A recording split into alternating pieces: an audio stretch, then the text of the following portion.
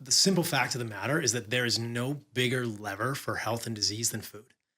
And all discussions of whether you espouse a vegan diet or whether anyone espouses a carnivore diet or a paleo diet or a keto diet, if Western medicine opens its mind just a hair to the possibility that food could influence disease and that food is the driver, then the amount of research that will come out of that will change the world because that is the research that's not being done.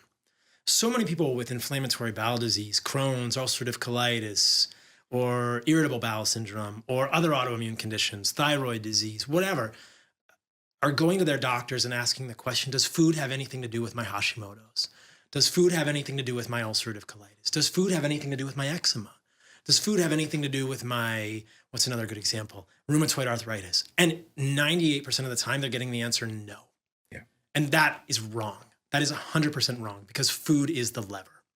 And, I realized that pretty early. I realized that what I ate influenced the way that I was going to feel. And this probably came from my early athletic endeavors. I never had a very illustrious athletic career, but I was an athlete and I ran. The first thing I did was running and distance running. Eventually I did ultra marathon distance running and have since become a little more sane in the mind in terms of my activities. But, as an athlete, any athlete is going to realize that the food they eat influences the way they perform. That's the first thing.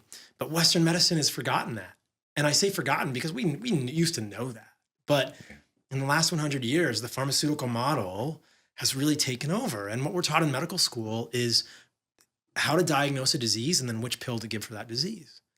We're never taught to ask the question, what causes this disease? What caused that?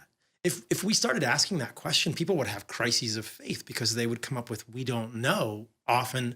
And the awesome part about that is that when you get that answer, we don't know, I don't know, you start looking into it. You start thinking, well, how am I going to move through this? How am I going to move past this problem and actually understand what might be causing this disease?